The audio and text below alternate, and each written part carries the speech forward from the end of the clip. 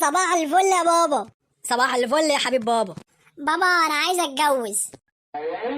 ايه يا اخويا؟ طب اعرف يا حبيبي معنى كلمة جواز الاول وبعد كده بقى تنيل. طب ما تعرفها لي يا بابا. بص يا ابني يا حبيبي، كلمة جواز بتبدأ بحرف الجيم، وجيم يعني جيب وجيب وجيب وجيب، هتفضل تجيب لحد ما تدور وتموت. والواو بقى يا حبيبي وجع دماغ، والألف بقى يا حبيبي المعاناة المادية والنفسية والمعنوية، والزين بقى زيادة في المصاريف وزيادة المسؤولية. إن خليت أيامك الجاية كلها أسود من قرن الخروف يا حاج، يبقى أنا معرفش حاجة، ويومك النهاردة مش فايت. تقوم انت يا ابو البسمة خروم تقول لي عايز اتجوز يا بابا؟ ها؟ وانت عرفت منين ان الباسي مخروم يا بابا؟ طب بص وراك كده يا بابا. يا لهوي، اجري بسرعة على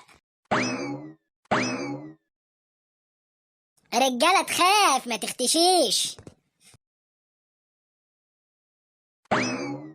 يا اهلا وسهلا يا ابو حموكشة، تعالى تعالى اشرب لك كوباية شاي. الله يا حاج مالي نفسي اشرب اي حاجة، تعالى بس اقعد وقول لي مالك زعلان ليه؟ احكي لي قول لي مالك ايه اللي مزعلك؟ الله يا ابو برشامة انا مش عارفه اقول لك ايه، بس الواحد خلاص كل ما تروح الدنيا تضيق بيه. يا راجل سيبها على الله، ارمي حمولك على اللي خلقك، هو اللي خلقنا وهو اللي متكفل بينا ونعم بالله. يا ابو برشامة قول لي بقى ايه اللي مخليك قالب وشك كده؟ والله الواد ابني كان بيقول لي يا بابا عايز اتجوز، قلت له بقى يا ابني بعد عن الجواز، هما اللي اتجوزوا خدوا ايه؟ تقوم ام حموكشه سمعتني تمسك الشومه وتجري ورايا.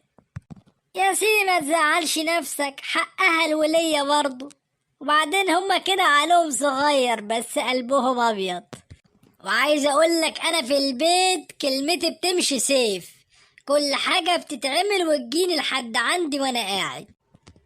كل الحكايه بس عايزه جموديه قلب منك وتبقى مسيطر في بيتك زي حالاتي كده، كلمتي ما بتنزلش الارض ابدا.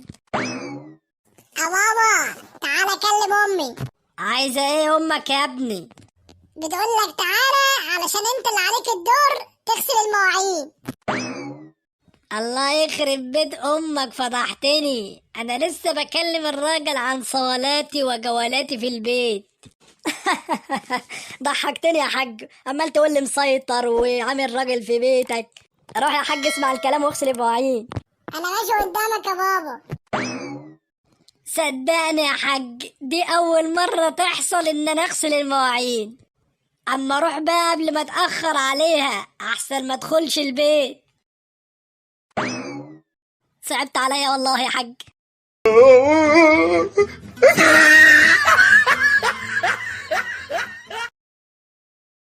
ما تنسوش تقولوا لنا رأيكم في الحلقة، ولو الحلقة عجبتكم اكتبوا لنا كومنت جميل، وما تنسوش تروحوا تشتركوا في قناة اليوتيوب وتفعلوا زر الجرس علشان يوصل لكم كل جديد، علشان كل جديد شديد.